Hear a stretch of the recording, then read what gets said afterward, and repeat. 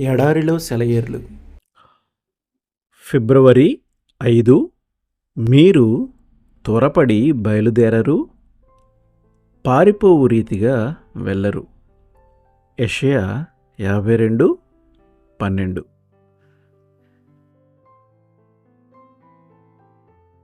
నిశ్చలంగా ఉండడంలో ఉన్న అపార శక్తిని గురించి మనం లేశమాత్రమైనా అర్థం చేసుకున్నామో లేదో నాకు నమ్మకం లేదు.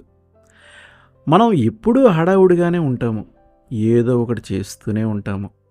అందువలన దేవుడు ఎప్పుడైనా ఊరకుండు లేక కదలకుండా కూర్చో అన్నాడు అంటే ఆయన ఏదో ఒకటి మన పక్షంగా చేయబోతున్నాడన్నమాట. మన క్రైస్తవ జీవితాల్లో మనకు ఎదురయ్యే సమస్య ఇదే.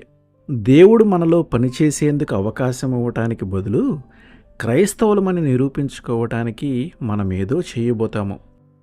ఫోటో తీసేటప్పుడు కదలకుండా కూర్చుంటారు కదా మీరు. మన విషయంలో దేవునికి ఓ శాశ్వత ప్రణాళిక ఉంది. మనల్ని తన కుమారుని సారూప్యంలోకి మార్చాలని. ఇది జరగాలంటే మనకై మనం ఏమీ చేయకూడదు. హుషారుగా పనిచేయటాన్ని గురించి ఎన్నెన్నో వింటుంటాము, కానీ కదలక మెదలక ఉండడాన్ని గురించి కూడా తెలుసుకోవలసింది చాలా ఉంది. కదలకుండా కూర్చో ప్రియకుమారి, ఎదురు చూసే ఈ రోజులు వ్యర్థం కావు. నిన్ను ప్రేమించేవాడు నీ అవసరాన్ని మనసులో ఉంచుకున్నాడు.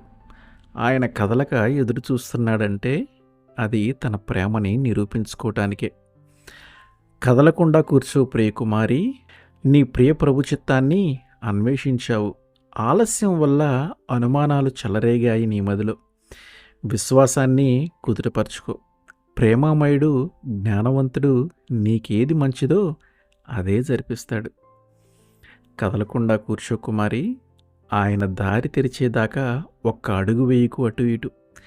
దారి కనిపించినప్పుడు ఎంత చురుకు నీ అడుగు, ఎంత తేలిక నీ హృదయం. ఎదురు చూసిన రోజుల బాధంతా మర్చిపోతావు. కదలకుండా కూర్చో ప్రియకుమారి, ఆయన కోసం ఏ పని సాధించనున్నావో అది కష్టమే.